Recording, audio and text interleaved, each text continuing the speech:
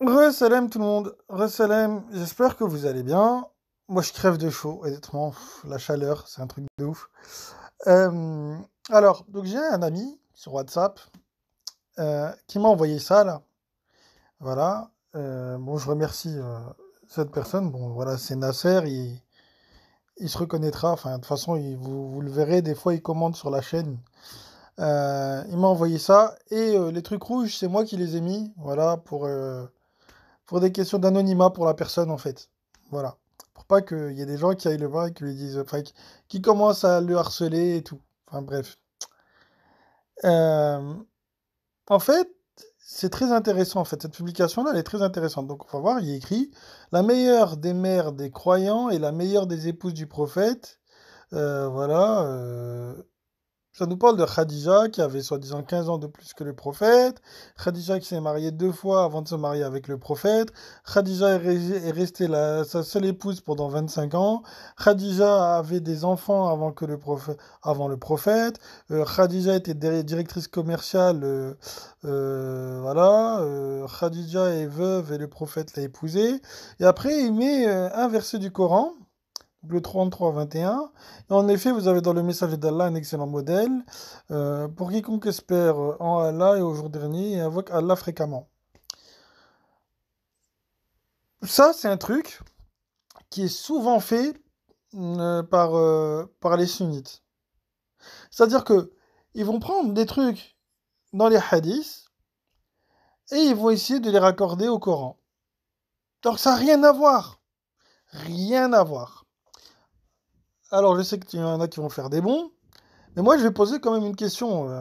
Donc Allah dans le Coran, il nous donne le nom du père d'Abraham, d'accord?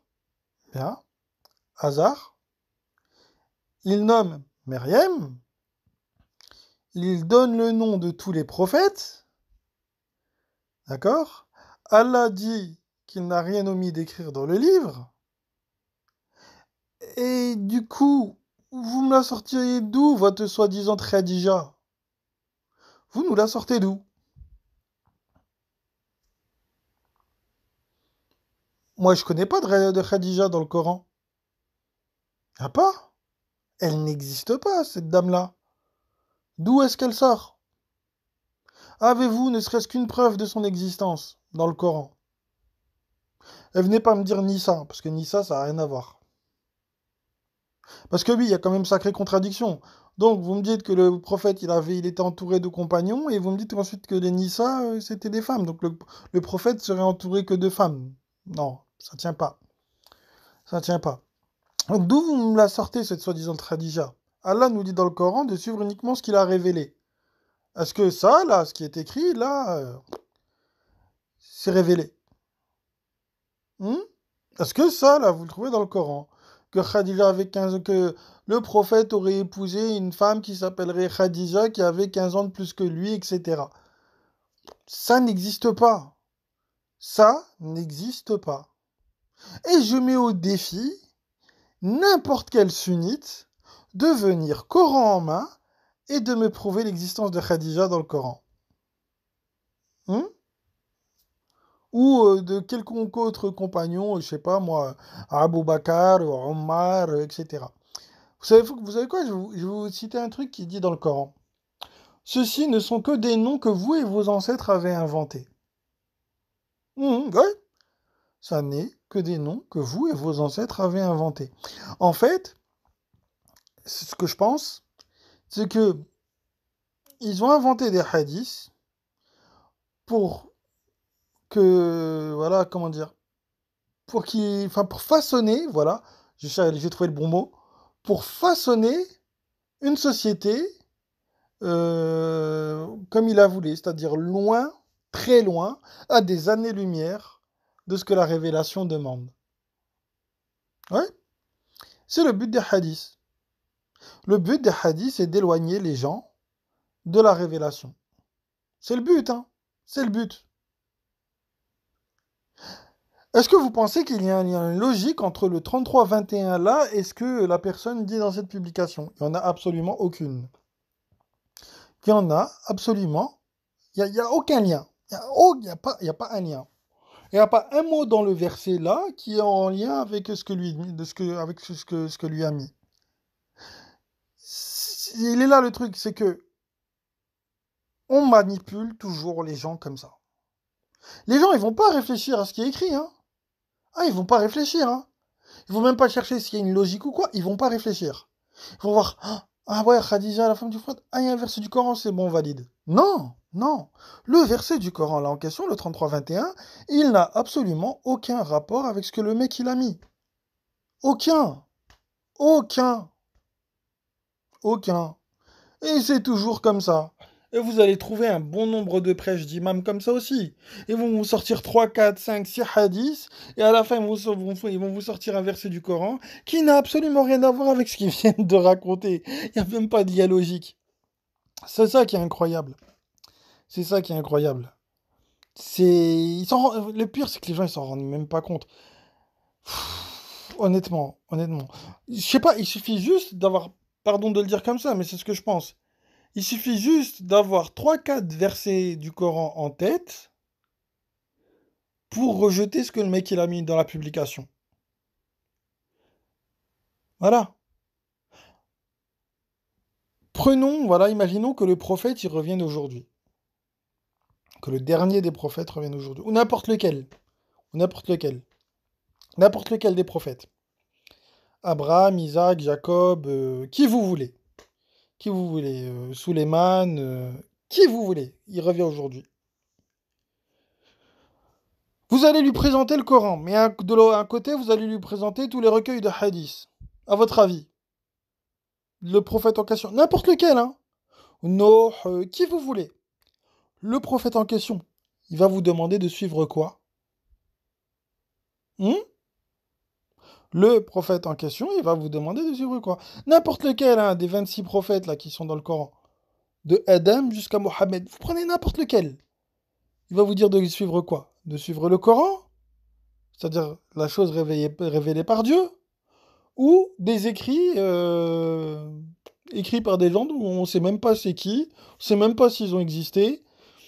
À votre avis, n'importe lequel, vous prenez n'importe lequel des prophètes du Coran, dites-moi ce qu'il va vous dire. Dites-le moi. Je pense que la réponse elle est évidente. Ils vont vous dire, vas-y, il faut suivre uniquement ce que Allah a révélé. C'est ce qu'il va vous dire. Voilà. Donc voilà, donc faites attention aux manipulations avec ce genre de publication-là. Parce que ce genre de publication-là, pardon de le dire comme ça, mais c'est de la merde. Voilà, c'est de la merde. Voilà. Écoutez, on essaiera toujours, toujours, toujours, toujours, et c'est une constante, hein, on essaiera toujours de vous brouiller l'esprit pour vous amener vers le shirk. C'est ce qu'il sera toujours fait. Voilà. Toujours. Ils vont toujours essayer de vous faire ça. Voilà. Je me souviens, il y a un an, moi j'avais dit, écoute, moi je crois pas aux compagnons du prophète. Je crois pas, je connais pas, moi, Abu Bakr ou Omar, etc. J'ai aucune information sur eux dans le Coran. À partir du moment où j'ai pas d'informations sur une personne dans le Coran, venez pas me parler de lui, ça fait pas partie de mon dîne. Quand j'ai dit ça, je sais plus, je crois que j'ai dû avoir quoi. On a dû faire deux trois vidéos sur ma gueule. Voilà. Pour dire, hey, vous avez vu, Yacine, il renie les compagnons du prophète. Ouais, les compagnons du prophète, je les renie. Ouais, exactement. Parce qu'il n'y a aucun verset du Coran qui me demande de suivre les compagnons du prophète. Aucun. Ça n'existe pas. Ça n'existe pas. Voilà. Ça n'existe pas. Un verset du Coran qui vous dit de suivre les compagnons du prophète. À partir de là, tout le salafisme, il dégage. À partir de là, le salafisme, il n'existe plus. Il n'y a aucun verset du Coran qui me demande de suivre des choses en dehors du Coran, en dehors de ce que Allah a révélé. Aucun. Tous les hadiths, ils dégagent. Tous les tafsirs aussi, ils dégagent. Parce que dans les tafsirs, on mélange, bah, comme dans la publication là, que je vous montre à l'écran, parce que dans les tafsirs, on vous mélange hadith et versets du Coran. Et on mélange le vrai au faux. Voilà. C'est ce que les gens font dans les hadiths. Voilà. Donc, voilà. Restez uniquement sur le Coran. Que sur le Coran.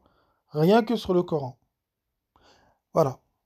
Le Coran, le Coran, le Coran. Normalement, en tant que croyant, il faut avoir que ça à la bouche. Coran, Coran, Coran, Coran, Coran, Coran, Coran, Coran, Coran. Voilà. Si la chose, elle n'est pas dans le Coran, on ne calcule pas. On fout à la poubelle. Voilà. Donc je le répète. Voilà. Coran, Coran, Coran, Coran, et rien que le Coran. Celui qui me dira non, ça veut dire que c'est un associateur, ça veut dire que la parole de Dieu ne lui suffit pas. Les choses sont claires. Tu crois en Dieu, tu prends uniquement ce qu'il a révélé, parce que sa parole te suffit. Tu prends la parole de Dieu plus quelque chose, tu es dans le shirk. Dieu plus Bukhari, tu es dans le shirk. Dieu plus Fawzen, tu es dans le shirk. Dieu plus, je sais pas moi, Ibn Kathir, tu es dans le shirk. Dieu plus quelque chose en fait. Allah plus quelque chose. Voilà. Les choses sont simples. En fait, c'est très simple. Mais je sais pas, les gens, ils veulent pas comprendre. Voilà. Bon, sur ce, bah, moi, je vous passe le salam et je vous dis à une prochaine. Salam.